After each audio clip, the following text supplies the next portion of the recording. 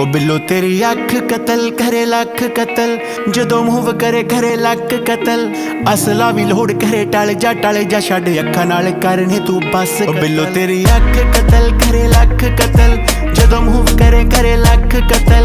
असला भी लोड़ करे टल जा छड़ अखा नाल करने तू बस कतल। 47 है वेट 47 नू मार कले एमजी दे पट्टे जियां जुल्फां ते हार करे। मारेंगी तू किसे नू बरूद दी पुड़िए नकरा बरहटे वांगू सीने चो पार करे।